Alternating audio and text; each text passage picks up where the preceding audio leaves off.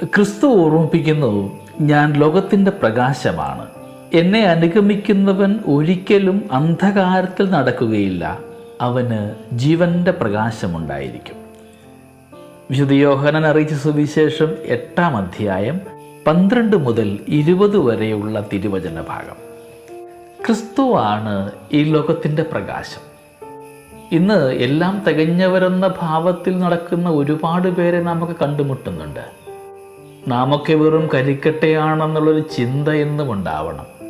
ക്രിസ്തുവാകുന്ന പ്രകാശത്തോട് ചേർന്നിരുന്നപ്പോഴാണ് കരിക്കട്ടയായ നാമൊക്കെ പ്രകാശമാനമായ തീക്കട്ടയായിട്ട് മാറുന്നത്.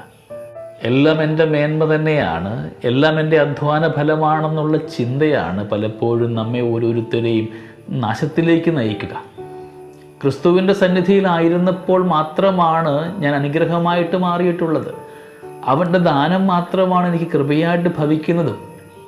ഞാൻ വെറും കരിക്കട്ടയാണെന്നുള്ള ചിന്തയിൽ ജീവിക്കുവാനായിട്ട് നമുക്ക് സാധ്യമാകുമ്പോഴൊക്കെ നാം ഒക്കെ അനുഗ്രഹീതരായിട്ട് മാറുകയാണ്.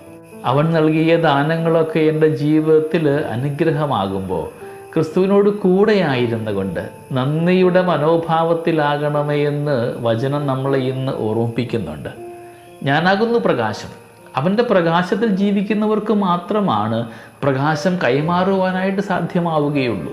പ്രകാശത്തിൻ്റെ മക്കളായിട്ട് നാമൊക്കെ ജീവിക്കണമെങ്കിൽ ക്രിസ്തുവാകുന്ന പ്രകാശത്തിൻ്റെ ചാരയണഞ്ഞുകൊണ്ട് നന്ദിയോടുകൂടെ അവൻ്റെ ഹിതങ്ങളും ഇഷ്ടങ്ങളും മാത്രം നമ്മിലൂടെ പുറത്തേക്ക് പ്രകടിപ്പിക്കുവാനായിട്ട് നാമൊക്കെ മനസ്സ് കാണിക്കണം.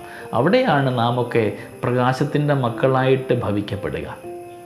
സ്നേഹമുള്ളവരെ, നാമൊക്കെ വിളിക്കപ്പെട്ടിരിക്കുന്നത് ഈ പ്രകാശത്തിൻ്റെ മക്കളായിട്ട് മാറുവാനായിട്ടാണ്.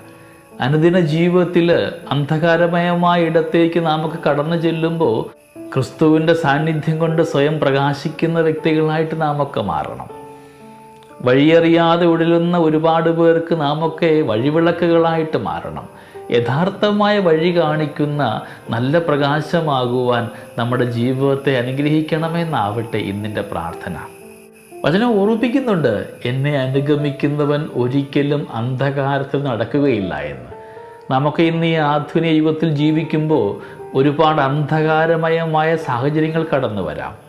പക്വതയോടും പാകതയോടും കൂടെയൊക്കെ ഇതിനെ അഭിമുഖീകരിക്കുവാനുള്ള കൃപ നൽകുക ഉള്ളിലുള്ള ദിവ്യപ്രകാശമാണ്. കുദാശകളുടെ പിൻബലത്താൽ ആത്മീയ അഭിഷേകത്താൽ കിട്ടുന്ന ഈ ദിവ്യപ്രകാശത്തിൻ്റെ ചൈതന്യം കൊണ്ട് അന്ധകാരമയമായ ലോകത്തെ പ്രകാശമാക്കുവാൻ നമുക്ക് നമ്മളെ തന്നെ പരുവപ്പെടുത്താം. നമ്മുടെ പ്രാർത്ഥന ഇപ്രകാരമാവട്ടെ: ഈശോയെ, അനുദിന ജീവിതത്തിൽ ഒരുപാട് അന്ധകാരം കടന്നു വരുമ്പോൾ നിൻ്റെ പ്രകാശം കൊണ്ട് അവയെ മറികടന്നു പോകുവാൻ ഞങ്ങളെ ഓരോരുത്തരെയും അനുഗ്രഹിക്കണമേ എന്ന്.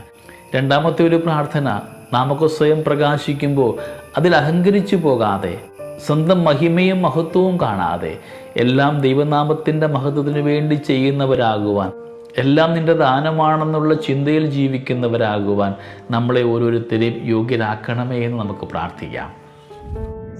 ദൈവം നമ്മളെല്ലാവരെയും സമൃദ്ധമായിട്ട് അനുഗ്രഹിക്കട്ടെ. നമ്മുടെ കർത്താവ് ഈശോ മിശിഹായുടെ കൃപയും പിതാവായ ദൈവത്തിൻ്റെ സ്നേഹവും പരിശുദ്ധാത്മാവിൻ്റെ സഹവാസവും നമ്മളെല്ലാവരോടും കൂടെ ഉണ്ടായിരിക്കട്ടെ, ഇപ്പോഴും എപ്പോഴും എന്നേക്കും. ആമേൻ.